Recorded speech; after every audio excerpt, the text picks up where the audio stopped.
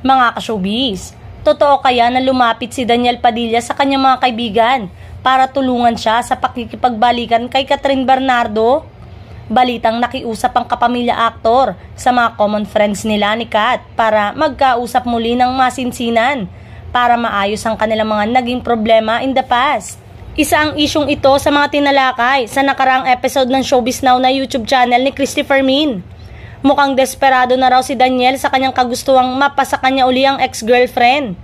Sabi ng veteran showbiz columnist at host na si Christopher Min, may mga chika na nakarating sa kanila na nakikiusap nga raw si Daniel sa mga friends nila ni Kat dahil gustong-gusto niyang makipagbalikan sa aktres.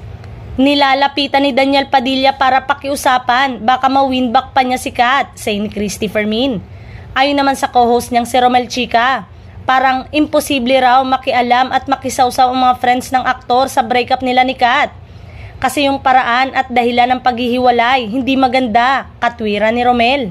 Sabi naman ni Christopher Min, ako palagay ko, pakikinggan siya. Magpapahiram sa kanya ng tenga yung mga kaibigan. Pero hindi aakto o aaksyon para sa kanilang pagbabalikan. Kasi kaya nga magkakaibigan kayo. Alam nila ang tunay na nangyari, dugtong pa niya. Payo pa niya kay DJ.